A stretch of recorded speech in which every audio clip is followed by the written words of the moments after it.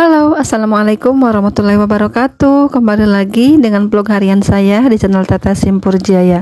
Di video kali ini saya akan sharing kembali kegiatan saya di warung sembako ya. Dan saya akan sharing kembali beberapa tips agar warung kita itu terlihat ramai. Berikut ada 7 tips untuk membuka warung sembako agar selalu laris manis. Yang pertama, kita harus tentukan lokasi yang sangat strategis, teman-teman. Pilih lokasi yang untuk jualan itu yang strategis. Lokasi berjualan itu menjadi penentu keberhasilan toko sembako kita ya. Ramai tidaknya itu warung kita akan pertama kali diukur dari lokasi yang tempat kita jualan ini ya. Jika letaknya kurang strategis seperti ada di tempat sepi dan terpencil, maka warung kita itu akan sulit ditemukan oleh orang banyak. Begitupun jika berjualan di dekat minimarket ataupun supermarket ya, cenderung lebih sedikit orang yang melirik toko sembako kita ya, ataupun warung kita, apalagi warung kita itu kecil-kecilan ya, masih pas-pasan modalnya seperti itu ya, mungkin akan terkalahkan oleh minimarket saingan kita itu ya.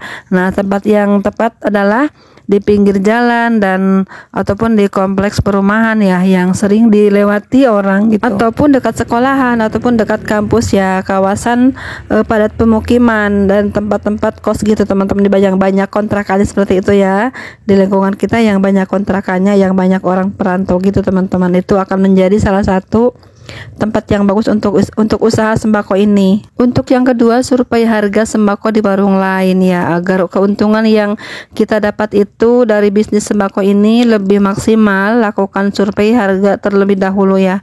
Gunakan patokan harga di warung kelontong dan ataupun juga di pasar gitu teman-teman. Mengapa kita harus survei harga terlebih dahulu?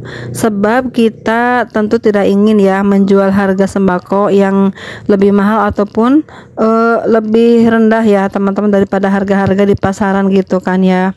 Sebaiknya kita mengetahui terlebih dahulu harga-harga di pasaran itu berapa ya. Misalnya harga gula berapa per kilonya, harga minyak goreng berapa per kilonya ya, sehingga nanti kita bisa terapkan harga-harga yang terbaik, yang termurah ya menurut kita ya teman-teman, menurut harga pasaran teman-teman tentunya, supaya warung kita itu laris manis dan harganya pun tidak terlalu mahal ataupun tidak kemurahan seperti itu ya. Itulah pentingnya kita tahu harga-harga barang-barang sembako itu di luar sana gitu teman-teman ya.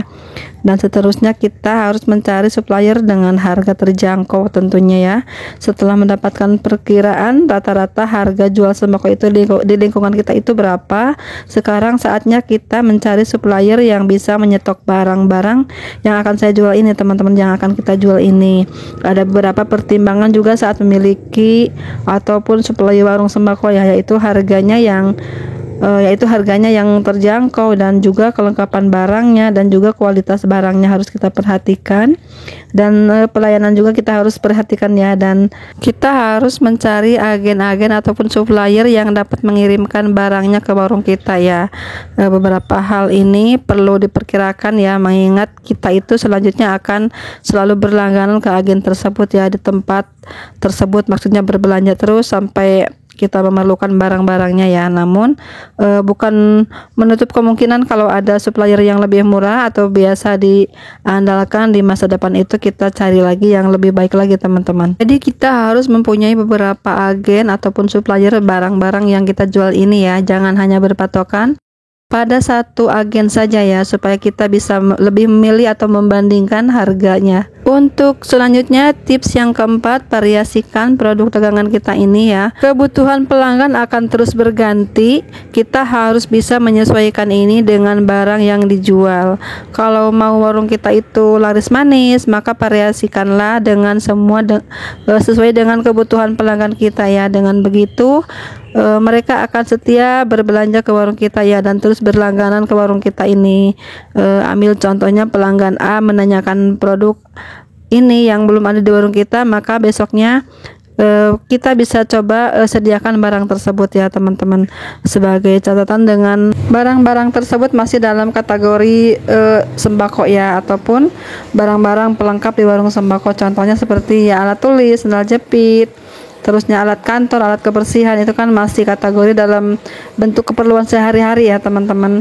Namun jika memang ada pesanan yang di luar kebutuhan sehari-hari, tidak apa-apa, yang penting udah pasti orang tersebut akan membelinya ya teman-teman. Contohnya seperti, teh tolong dong beliin ini ya, untuk pengembang kue misalnya ya, ataupun biji selasih yang kiloan, ataupun bahan-bahan kue lainnya seperti TBM gitu ya. Itu kan masih dalam bentuk kebutuhan di warung sembako, yaitu barang pelengkap yang memang kita harus siapkan juga nantinya teman-teman. Nah, yang kelima, untuk supaya warung kita itu laris manis di serbu pelanggan adalah jaga kualitas produk yang kita jual ini ya. Jangan andalkan harga murah teman-teman ya.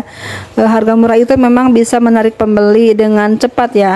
Namun strategi ini tidak akan bertahan lama biasanya ya. Apalagi kalau harga murah itu didapat dari kualitas barang yang memang rendah ya, dan hasilnya pun pelanggan akan kecewa ataupun kapok berbelanja di kita. Dan ini tidak kita harapkan ya, belanja seperti ini ya. Tidak ingin belanja di warung kita itu hanya sekali saja teman-teman ya. Kan pelanggan kita itu berbelanja berkali-kali, bahkan sampai tahunan berlangganan seperti itu ya teman-teman. Jadi perhatikan juga untuk kualitas barang yang kita jual ini. Nah, daripada kita pusing memikirkan cara berjualan dengan harga murah, lebih baik kita perbaiki saja kualitas barang yang kita jual ini sesuai dengan kebutuhan para pelanggan kita. Ada uang, ada barang, sesuaikan dengan harga barang, uangnya ya teman-teman. Misalnya ya memang mahal karena barangnya bagus gitu, dan harga murah ya beginilah keadaannya, seperti itu ya teman-teman. Contohnya seperti itu. Dengan kualitas barang itu yang selalu baik, pelanggan akan lebih setia, dan dengan senang hati juga mereka berbelanja lagi ke kita ya, balik lagi berbelanja ke warung kita dengan mungkin merasa puas dengan belanja, dengan hasil belanjanya, dengan barang-barang yang memang begitulah adanya ya, seperti itu teman-teman ya. Dan percayalah ya, pelanggan itu lebih tahu produk-produk bagus dan buruknya seperti apa teman-teman ya. Meski mereka pun tahu harga murah pasti beginilah kondisinya, tapi dengan harga mahal beginilah kondisinya, seperti itu ya. Mereka pun akan tetap membeli barang yang keunggulannya meski harganya sedikit lebih mahal, namun mereka udah yakin dengan kualitas barang tersebut ya. Jadi kita jika memang modalnya cukup, kita persiapkan ada dua pilihan barang ya teman-teman. Ada harga yang murah, ada juga harga yang mahal. Contohnya seperti itu. Itu akan lebih menarik lagi kepada tergantung orangnya ya, memiliki dananya berapa untuk berbelanja di warung kita ya. Misalnya kan ada pilihan barang-barang yang bagus, pasti harganya beda gitu. Ada juga pilihan barang-barang yang murah, harganya pun lebih terjangkau lagi, seperti itu ya teman-teman. Nah, untuk selanjutnya agar warung kita itu laris manis, berikan pelayanan terbaik ya teman-teman. Menurut kita pelayanan terbaik itu seperti apa? Selain produk itu, kita harus juga mempunyai pelayanan yang terbaik untuk pelanggan kita ya, supaya mereka pun lebih senang berbelanja kita, lebih semangat lagi berbelanja di warung kita ya.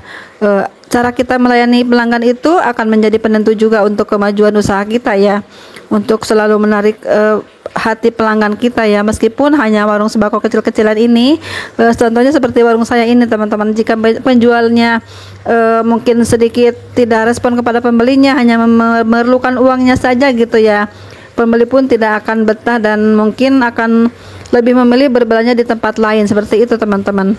Ini mungkin menurut saya aja ya, sedikit basa-basi kepada para pelanggan itu. Menurut saya ini sangat menarik hati mereka ya. Tanya kabar dan bertegur sapa juga tidak jadi masalah teman-teman ya. Yang penting dalam batas wajar dan sopan aja ya.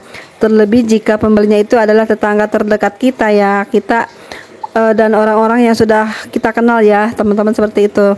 Ajak juga mereka mengobrol sebentar ya, ataupun hanya menanyakan, katanya nenek sakit gitu, sakit apa, seperti itu ya. Itu kan salah satu perhatian kita kepada mereka ya. Mereka pun mungkin lebih senang diperhatikan seperti itu. Oh, ternyata mengajak pelanggan mengobrol sebentar itu agar terjalin hubungan akrab dan membangun juga kesan baik gitu teman-teman ya. Karena dalam usaha warung sembako itu kebanyakan yang berbelanja itu tetangga ya, para tetangga terdekat seperti itu ya. Dan mungkin ada juga tetangga-tetangga yang agak jauh rumahnya, itu pun menjadi bagian dari kita ya, bagian dari usaha kita teman-teman. Itu salah satunya berarti kita bagus ya, warung kita itu terkenal ke RT sebelah mungkin ya, ataupun ke ujung gang ujung sana mungkin ya, seperti itu. Lebih luas lagi jangkauannya warung kita ini, karena mungkin dari mulut ke mulut juga bisa berpromosi ya, berpromosi warung kita ya teman-teman. Karena mungkin salah satu pelanggannya ada yang bercerita belanja di sana enak tuh, barangnya lengkap, barangnya komplit gitu, dan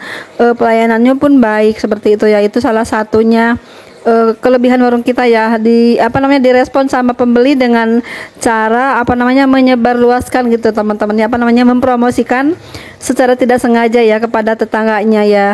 Nah, untuk selanjutnya, tip berikutnya untuk warung kita itu selalu laris manis itu adalah dengan kita menjaga stok barang dan membuat juga pembukuan teman-teman ya.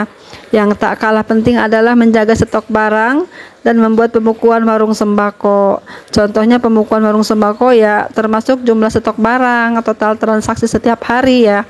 Dan juga jumlah barang yang terjual setiap hari itu lebih bagus lagi teman-teman ya.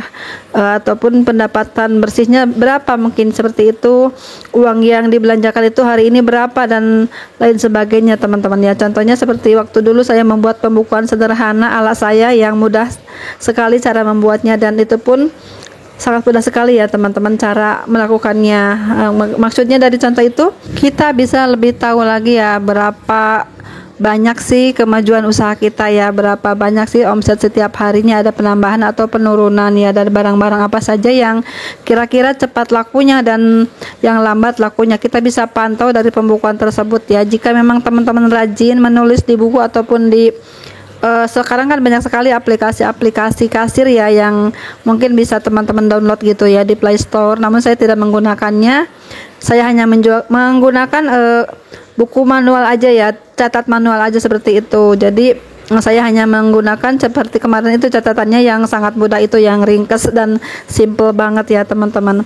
Nah, itulah ya teman-teman 7 tips membuka usaha warung sembako itu agar laris manis ya. Ini cocok banget bagi pemula yang belum tahu cara memahami ataupun cara mengelola usaha warung sembako ya. Namun untuk teman-teman yang sudah terbiasa berdagang sembako mungkin lebih banyak lagi trik-triknya, lebih banyak lagi tips-tipsnya ya. Segitu dulu ya teman-teman video saya kali ini, semoga ada manfaatnya. Mohon maaf jika ada kata-kata yang kurang berkenan ya, mohon dikoreksi juga. Terima kasih sudah menonton, sampai jumpa di video selanjutnya. Assalamualaikum warahmatullahi wabarakatuh.